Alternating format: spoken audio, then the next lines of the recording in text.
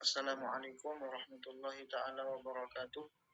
Alhamdulillah wassalatu wassalamu ala rasulillah Sayyidina Muhammad ibni Abdillah wa ala alihi wa sahbihi wa man wala. La hawla wa la quwata illa billah. Subhanaka la ilma lana illa ma'alamtana innaka antal alimul hakim. Rabbi syrah li sadri wa yassir li amri wahlul uqdatan min lisani yafqahu qawli. Bijahin nabi wa ali nawaitu ta'alluma wa ta'lim wa tadhakkura wa tadhkir wa naf'a wal intifa' wal ifadah wal istifadah wal hatha ala tamasuki bi kitabillah wa sunnati rasulih wa du'a ila al-hudah wa dalalata ala al-khair ibtigha'a mardatihi wa qurbihi subhanahu wa ta'ala.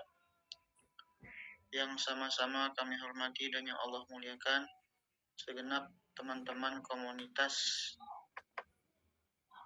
sahabat hijrah yang mudah-mudahan selalu dalam lindungan Allah, beserta segenap teman-teman yang lain yang tak dapat kami sebutkan, yang mudah-mudahan antum semua dalam keadaan sehat walafiat.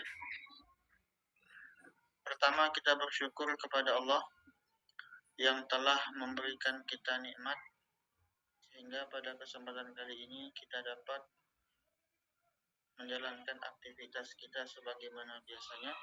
Mudah-mudahan yang kita lakukan ini semua bernilai ibadah di sisi Allah Subhanahu wa taala. Amin ya rabbal alamin. Teman-teman yang dirahmati Allah, salawat dan salam tak lupa hendaknya senantiasa kita ucapkan Allahumma sholli ala sayyidina Muhammad wa ala ali sayyidina Muhammad. Mudah-mudahan berkah salawat kita mendapatkan syafaat dari Nabi Muhammad sallallahu alaihi wasallam. Amin ya rabbal alamin. Melanjutkan pada kajian yang lalu, alhamdulillah saat ini kita sudah berada di hadis yang ke-20 ya. Nah, jadi hadis yang ke-20, hadis yang membahas tentang malu.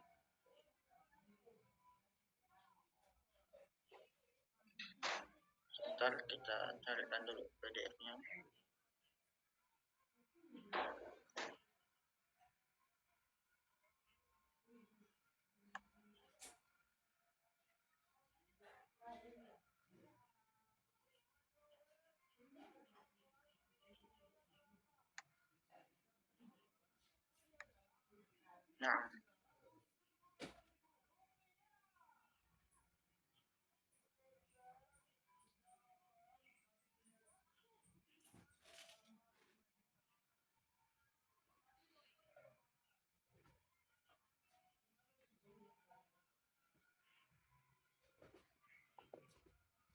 Nah, ini hadis ke-20, al-haya'u minal iman.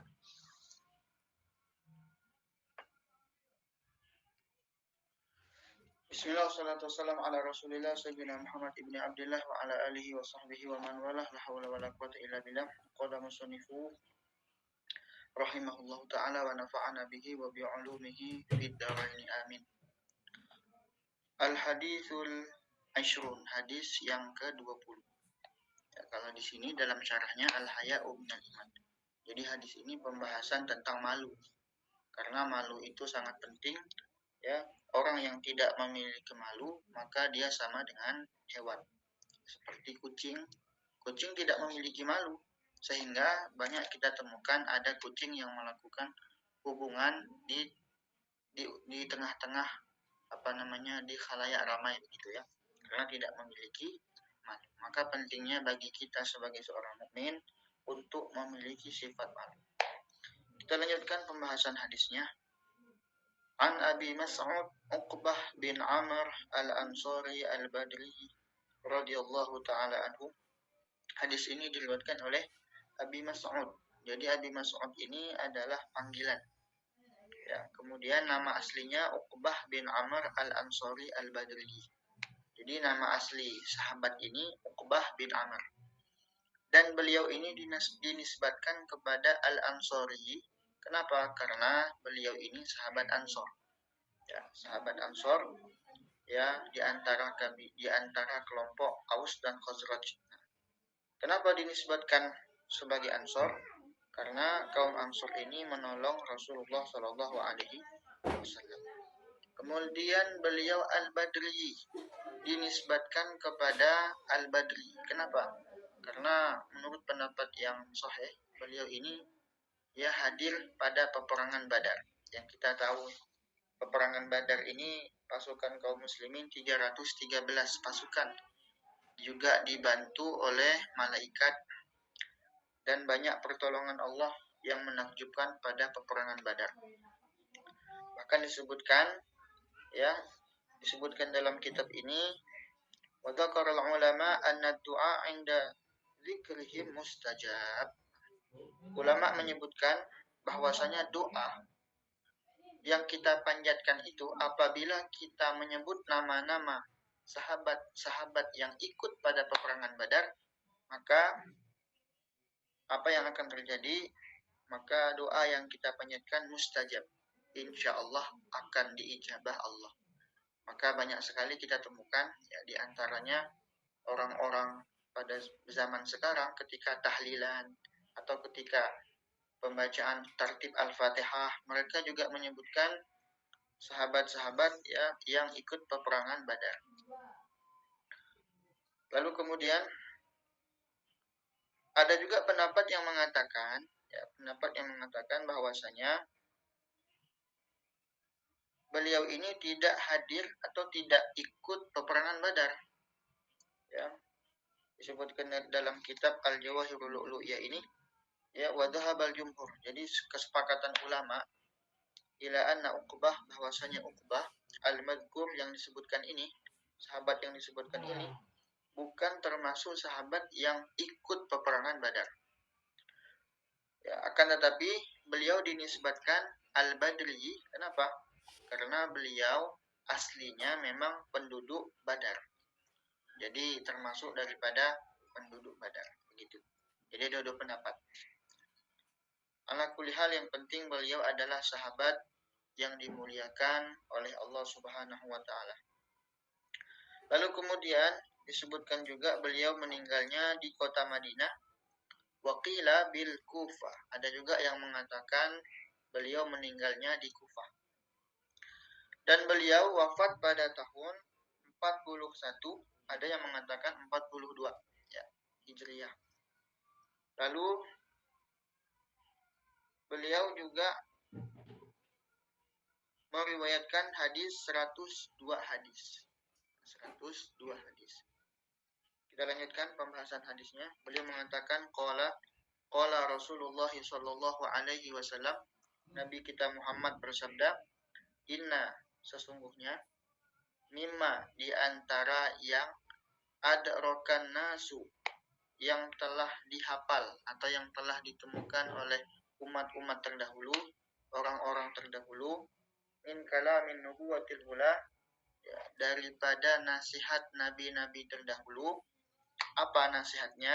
Artinya nasihat ini sudah disepakati oleh orang-orang tempo dulu, umat-umat terdahulu, nabi-nabi terdahulu, sampai generasi Nabi kita Muhammad SAW, sampai kepada kita sekarang. Apa itu nasihatnya? Idza lam tastahi fasna ma syi'ta. Nah, ini sangat penting sekali ya. Jika engkau tidak malu, maka lakukanlah semau. Artinya apa? Artinya ini banyak makna. Ada 3 makna. 3 makna dalam kitab ini. Tapi yang akan kita bahas itu adalah makna bahwasanya kalau engkau tidak malu, artinya tidak malu berbuat maksiat, tidak malu untuk berbuat keji, mungkar, maka silakan lakukan.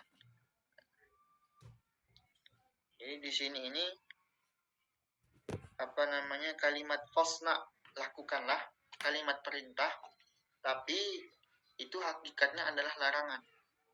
Ya, seperti Allah Subhanahu wa taala pernah dalam surah Al-Fusilat, Allah Subhanahu wa taala pernah menantang orang-orang kafir. Kalau engkau tidak silahkan lakukan, begitu. Maknanya seperti itu. Nah, seperti kita memarahi anak kita ketika dia main HP atau ketika dia bermain yang kotor-kotoran, kita marah dengan mengatakan ayo main, silahkan main sepuasnya. Tapi dengan nada marah. Ini artinya larangan. Perintah tapi maknanya larangan, begitu. Nah, jadi di sini ya, malu itu kata ulama ada dua. Ada malu yang mamduh, ada yang mazmum. Mamduh itu malu yang terpuji, ada yang mazmum, malu yang tidak terpuji, tapi tercela. Tapi sebagian ulama menyebutkan malu yang tercela itu bukan malu. Ya. Jadi malu itu terpuji. Kalau malu yang tercela itu sebenarnya bukan malu, tapi penakut. Nah, maknanya penakut. Ya. Kita sebutkan di sini dalam kitab ini.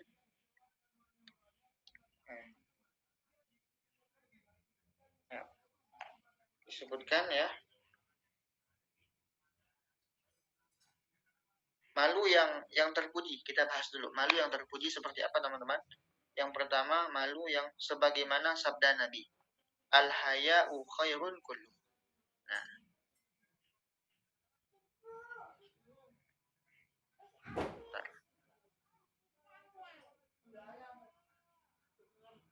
Al-haya'u khairun kullu. Mana nih? Al-haya'u khairun kullu.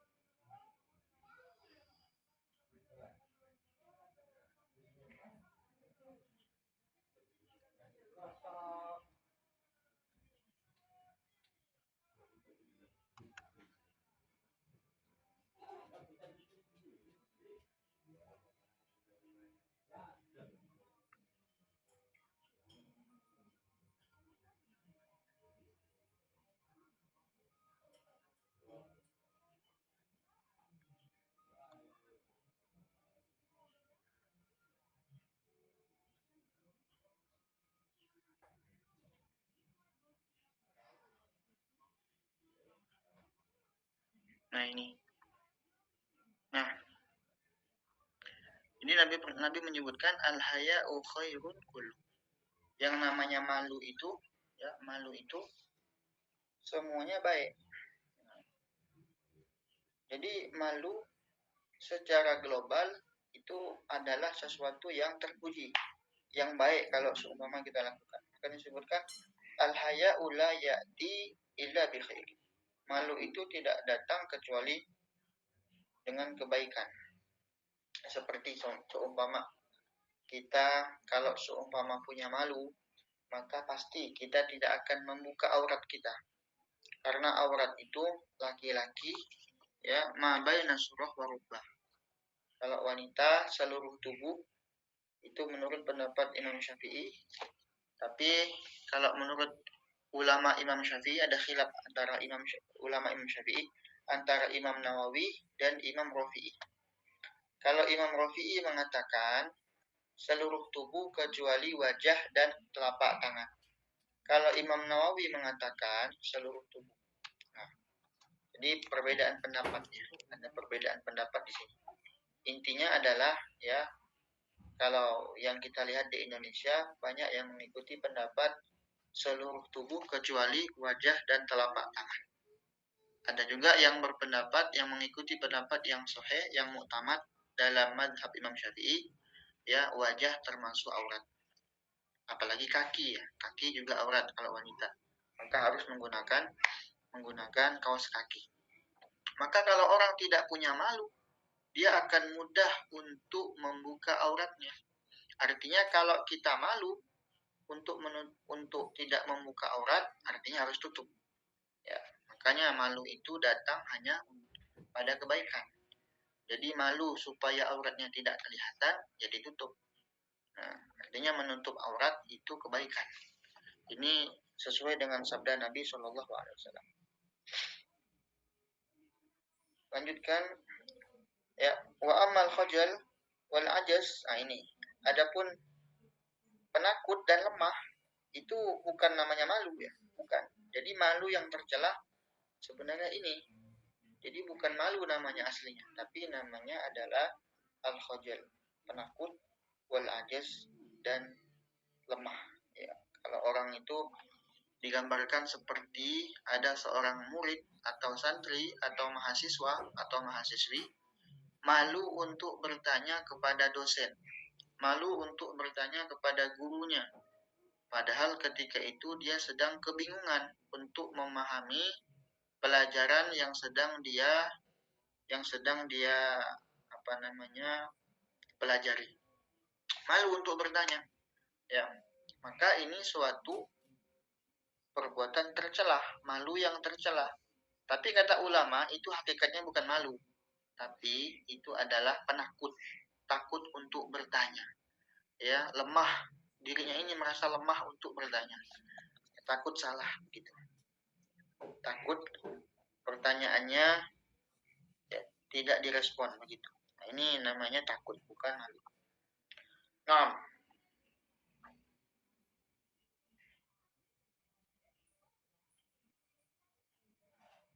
bahkan disebutkan dalam sebuah hadis, inna dinana hadza la yuslah atau la yasluh li mustahil. Ya, sesungguhnya agama kami ini, agama kita itu tidak pantas atau tidak cocok untuk orang yang malu. Yang malu-malu itu enggak pantas. Artinya yang malu-malu, yang tercela, yang takut, penakut. Nah, ini maka sahabat Abdullah bin Abbas itu beliau menjadi orang alim, menjadi orang yang pintar, luas ilmunya. Kenapa? Karena memiliki lisan yang suka bertanya. Maka ulama menyebutkan as-su'al miftahul ulum. Bertanya itu pintu kunci daripada ilmu. Semakin banyak kita bertanya, dengan catatan bertanya yang bukan mengetes, tapi pertanyaan untuk mencari jawaban, mencari ilmu, mencari solusi dari masalah yang sedang kita alami begitu. Karena Al-Habib Abdullah Al-Haddad dalam kitabnya Ittihaful Masail disebutkan di situ, ya, beliau menyebutkan bertanya yang tercela adalah bertanya dengan niat mengetes guru. Ini yang berbahaya, yang merasa seakan-akan dia itu lebih hebat daripada guru. Ya, makanya Imam Nawawi setiap beliau ingin belajar, dari mulai keluar rumah, ya, beliau itu sudah berdoa, ya Allah, tutuplah aib guruku di hadapanku, ya, supaya aku tidak mengetahuinya. Jadi beliau berdoa kepada Allah supaya tidak melihat aib gurunya. Nah, ini yang penting. Kenapa? Takut merasa lebih alim daripada guru. Nah, ini. Bahkan Imam Nawawi itu beliau satu hari belajar 12 pelajaran, ya, tanpa merasa lebih baik dari gurunya. Dan ketika beliau tidak memahami sesuatu, beliau pasti akan bertanya. Nah, tapi bertanya ini ada pada tempatnya, bukan pada setiap momen, bukan. Wallahu a'lam bishawab.